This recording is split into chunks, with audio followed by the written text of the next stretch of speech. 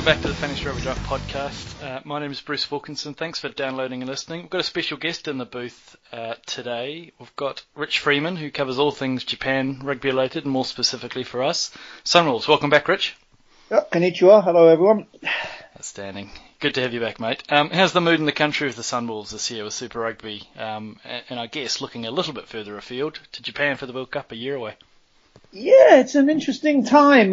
Here we are, January the 29th, and the Sunwolves have their first day of pre-season training today. So Good grief. It does sort of put things into perspective. They actually also named a further 7 players just last Friday to their squad, 2 of whom were only in the pre-season camp. So, yeah, the squad looks like it has a bit more depth. There are some questions about quite how many foreign-born players are in the squad, but I guess we'll see what happens when they take on the Brumbies on that opening weekend.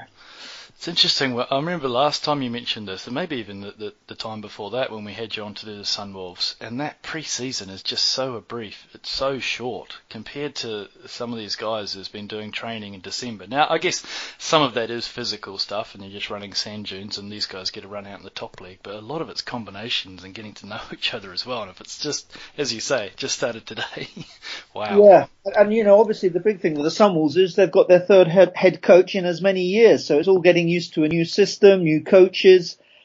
It's going to be tough. What they have done is a lot of the players I've noticed have talked about the fact that since the top league finished, which was about 2 weeks ago, they have actually been given 2 weeks off. Okay.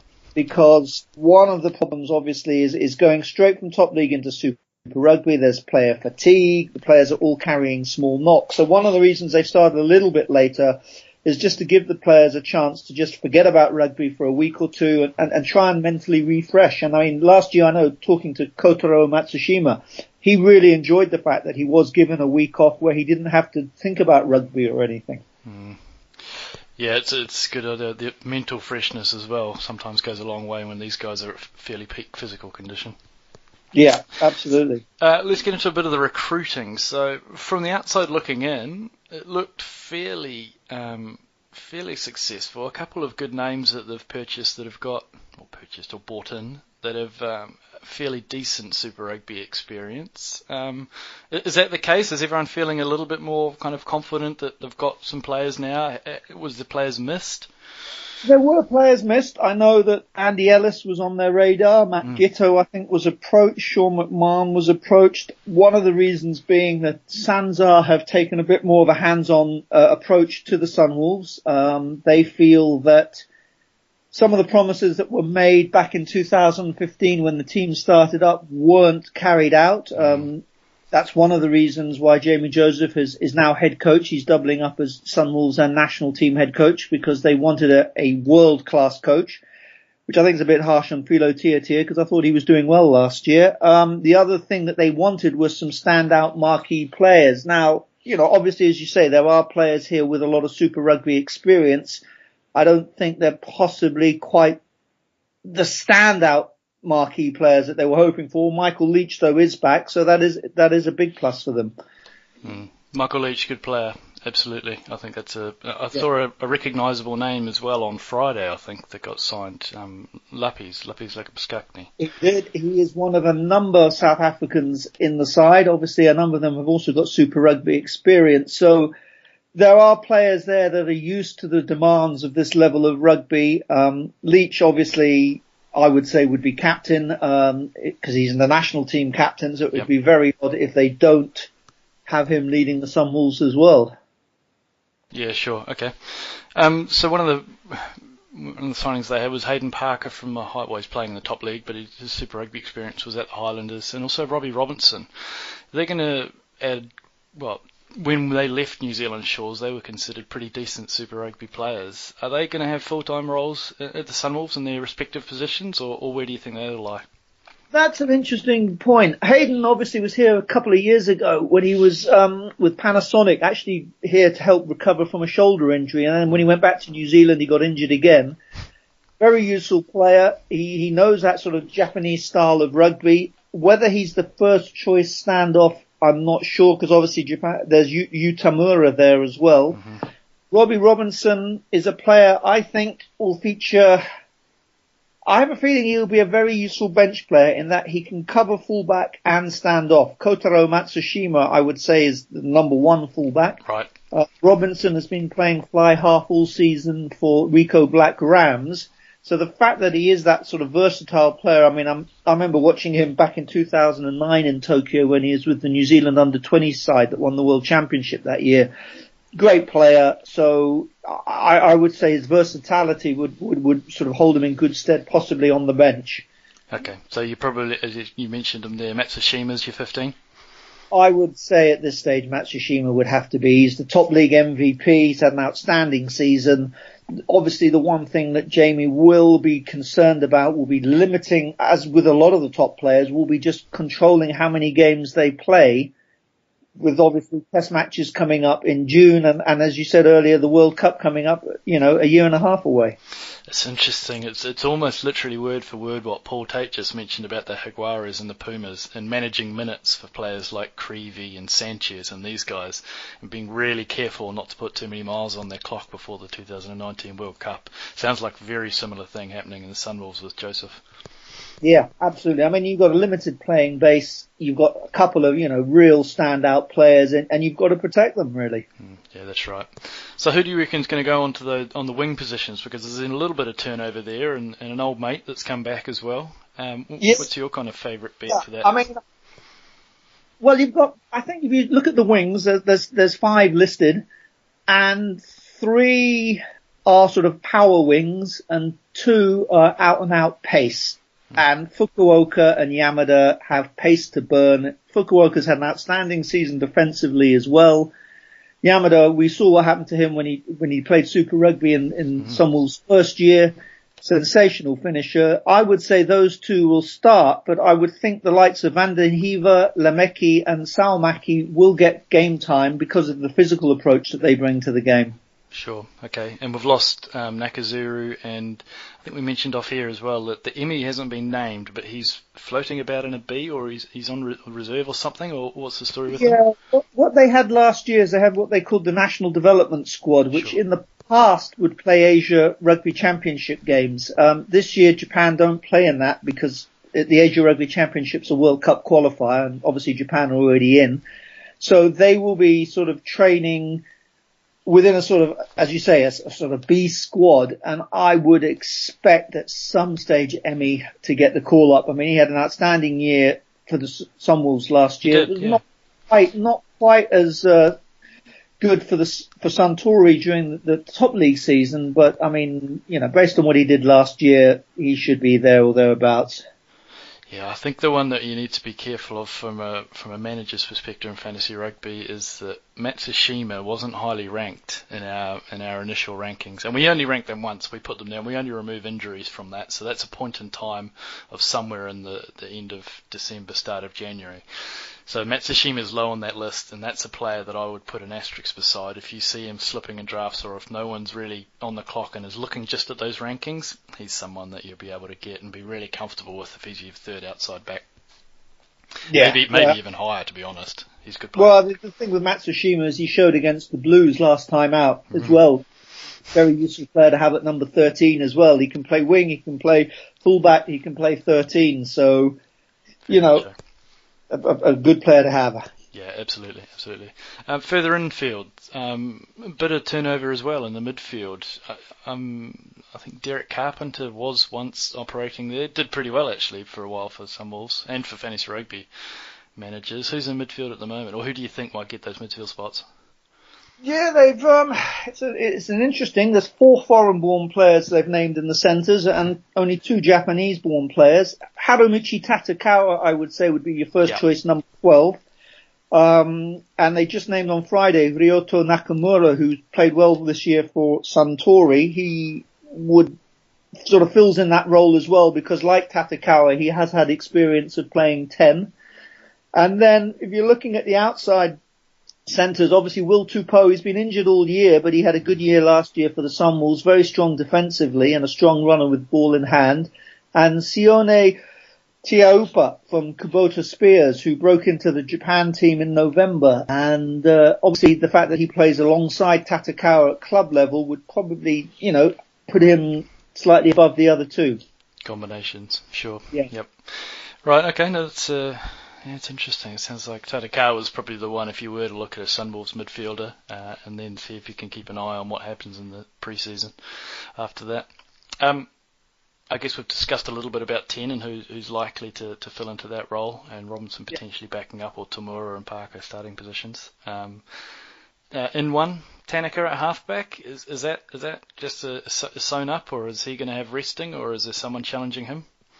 Well, he's certainly one of the names that was sort of put about when they were talking about resting players like Tanaka and Horie. The one player who has impressed me the last couple of years is Yutaka Nagare. He's the captain of Suntory. He broke into the Suntory team straight out of university. And obviously he has, George Gregan has come up, Faria Dupree has come up to give him some spot coaching, because both of them have been involved with the Suntory setup. And I have a feeling this could be Nagare's year to really establish himself as a scrum half. Interesting. Oh, that's good to hear. A bit of competition there. That's healthy.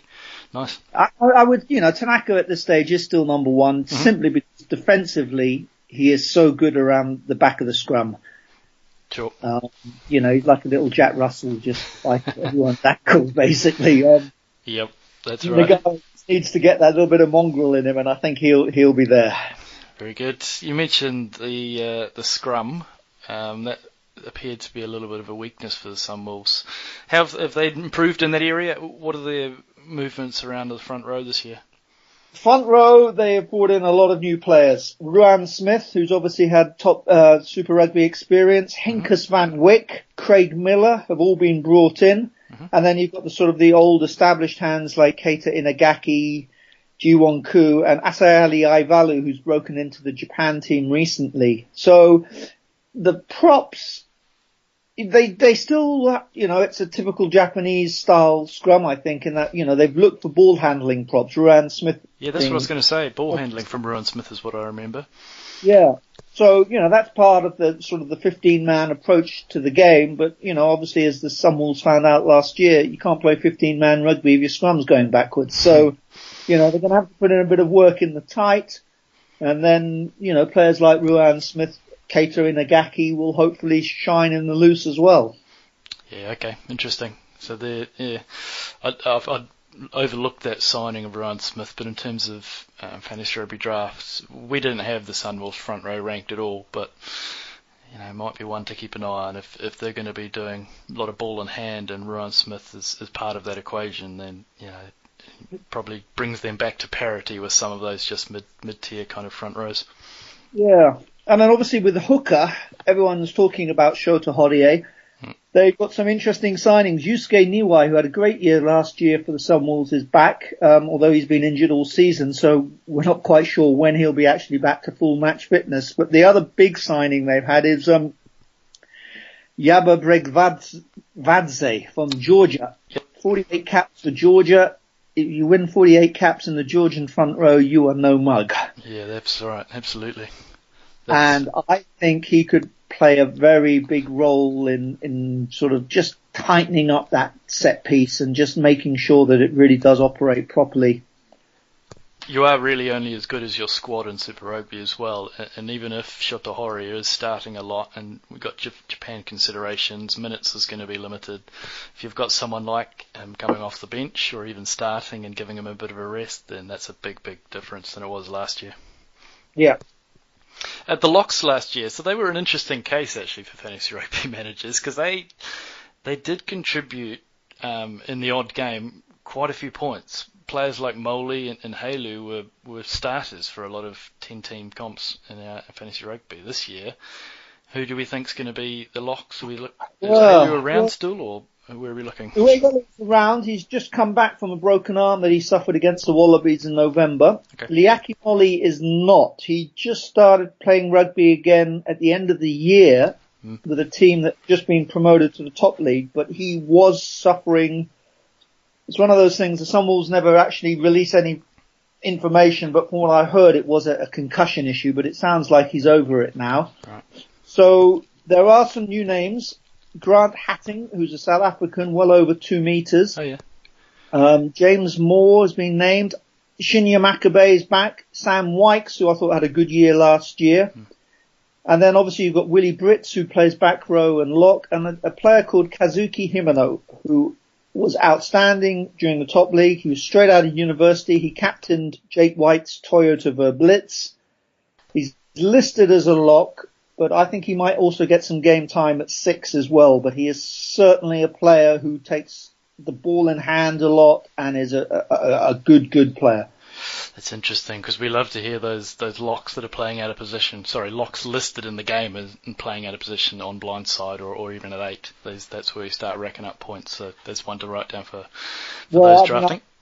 That's one of the things with the Sunwolves is, one of the things Jamie Joseph has sort of done is pick players who are capable of playing a number of positions. I mean, obviously we talked about Matsushima in the backs, we talked about Tatakawa, and it's the same with the forwards, because Grant Hatting plays 6 for Kubota. Uwe Hilo plays usually 6 for Yamaha, but they're listed as locks. And then you've got in the back row, Vimpy van der Volt, who plays lock for Japan, but plays, is probably better suited as a flanker.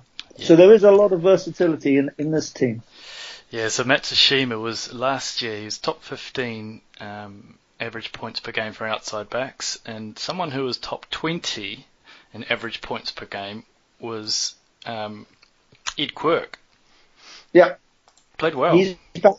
Yeah, Ed's back, so he's just come off a season with Cannon Eagles, and he's one of, looking at this list here, 7 back row forwards.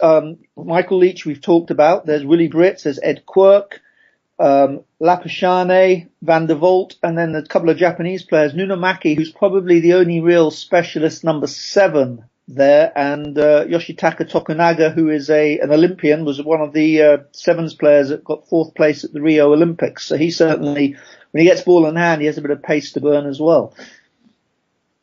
Yeah, absolutely. And I got my redheads mixed up then, actually. It was Willie Britz, not Ed Quirk, but they both got wonderful haircuts. But yeah, so we think they're going to be there and thereabouts for loose forwards this year? Oh yeah, definitely. Yeah, And yeah, the haircuts, I mean, Willie Britz, Sam Wykes, got some pretty good haircuts in that team. Absolutely, doing something right up there, must be in the water.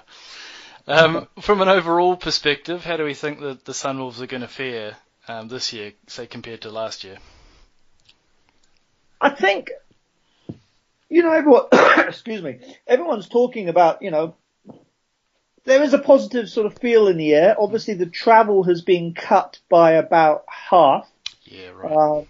So they play 6 home games in Tokyo, 1 in Singapore, and 1, I mean, it hasn't been officially announced, but I'm pretty certain it's going to be in Hong Kong. So that sort of cuts the traveling down. They won't have to deal with going to South Africa as much because Japanese players, they like their home comforts. Sure. And suddenly going to South Africa, which is a little bit different from Japan, it's noticeable that some of their biggest defeats were on the road. Obviously you can blame altitude, but a lot of it I think was just the fact that they were just out of their environment, out of their sort of comfort zone. So, heading down to Australia, I don't think is going to be as much of a traumatic experience as it were for them. Yeah, I think someone did some math and there was some ridiculous numbers thrown up for how many air miles they clocked up last season. This year should be a little bit, as you say, kinder on them, and hopefully that reflects better in how the team kind of prepares and is looking at their away games as well. Yeah, definitely. Okay, that's probably about enough for the actual squad itself. One last question, just from a personal point of view: are we going to hear you on the sidelines again this year?